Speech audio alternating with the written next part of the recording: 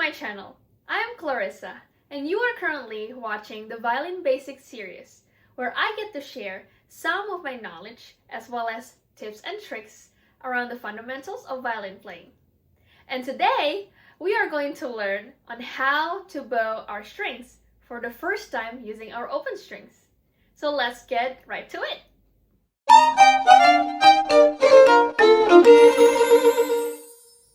Why do we have to start playing on open strings?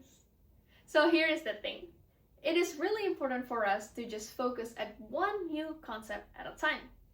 And in this case, we're going to focus on our bow movement. The goal in playing open string is to make sure that we can focus on making beautiful sound out of the violin without any other distractions such as our left hand fingers.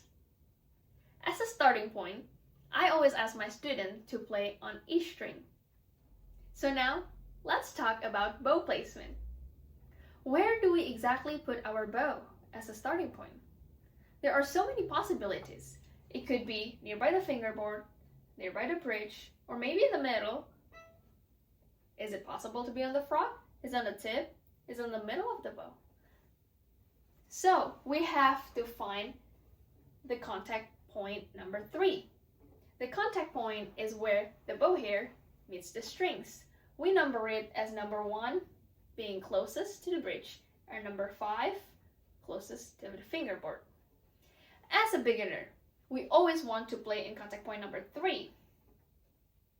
There are so many different terms for contact points. You might hear it as sounding points, or most American public schools use the highway lanes. So we are going to play in lane number 3. So now that we have already found our contact point number 3, but wait a minute, which part of the bow do we have to start with? Is it on the frog? Maybe balance point? Maybe middle? Maybe the tip? So now I would like you to find the square of your arm. It will look different from one person to another. In my case, this is the square of my arm. If you can see, it's a 90-degree angle from here to here, and then here. It's completely 90 degrees. And coincidentally, it's exactly on the middle of the bow. For some people, it might be in here, might be in there. It's different for every person. So after you find the square of your arm, I want you to mark that point with a violin tape. I am not going to mark it on my bow. And then that's going to be your starting point to play the violin. And now the second point that you have to find is your tip. I know this is the tip of the bow, but we are not necessarily have to go there in the beginning stage. So the goal is to actually maintain the bow hold shape while you go to the tip. So how far can you go to the tip without altering any of your fingers? So in my case, I can go until about there to keep my bow hold curve. If I go further than that, I have to extend my pinky a bit straight. So if I go over my tip, I have to extend my pinky just by a bit to make it happen. But that's not what we want in the beginning stage. So now mark also your tip with a violin tape. Now you should have 2 tapes, the square of your arm and the tip of the bow. Since I start all my beginner students with Suzuki violin method, the first rhythm that all of them going to learn is running, running, walk, walk. Or you might know it as pepperoni pizza, or Mississippi stop, stop, maybe Mississippi hot dog, but in this case, I'm going to call it running, running, walk, walk.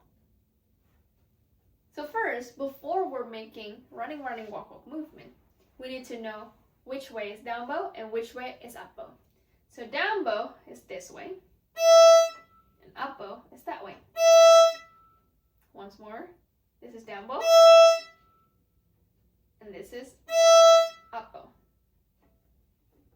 So now, let's clap the running, running, walk, walk rhythm so that you know how it sounds. So that's how it sounds. Running, running, walk, walk. In violin, remember, we will start on the square of the arm. And then we want to bow running, running, walk, walk.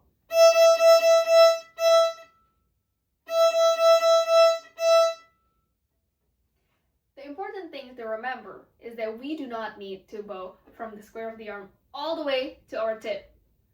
That's our playground, the two tapes that you will have. But we can bow anywhere in between those two tapes. Don't bow all the way if the distance between your square of the arm and the tip is far. So just bow it enough to make it sound even and nice sound.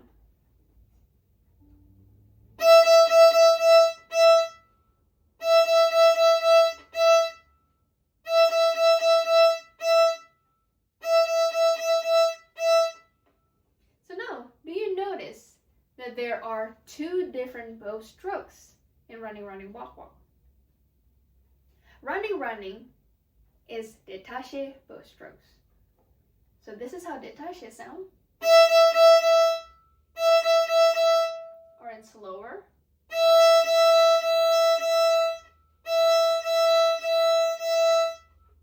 And the walk, walk is going to be staccato.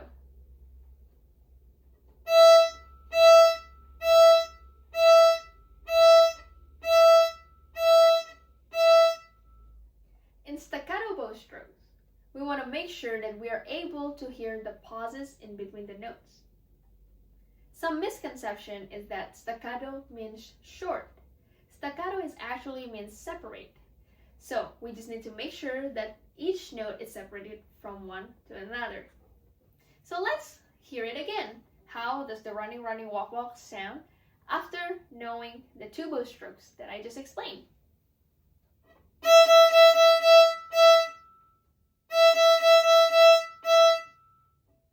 If we play the walk, walk without staccato, this is how it's going to sound.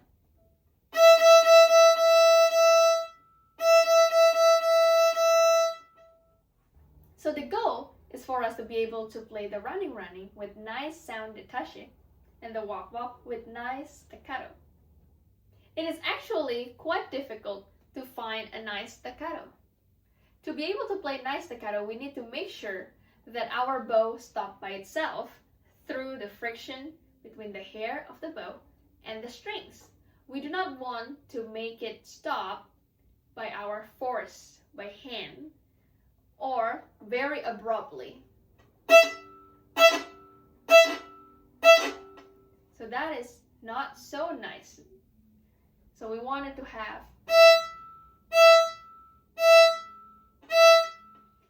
Now that we have successfully playing one running, running, walk, walk, I want to challenge you to play two running, running, walk, walk in a row.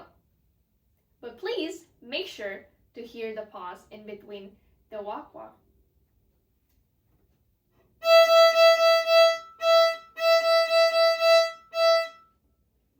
You have to practice the running, running, walk, walk so often every day so you can have a very consistent sound throughout.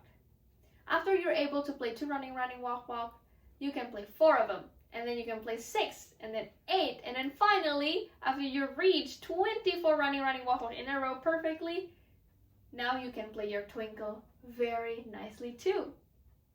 So that's all I have for today. Thank you so much for watching. Please leave any comments or message me if you have any questions, and I hope to see you guys on my next video. Bye!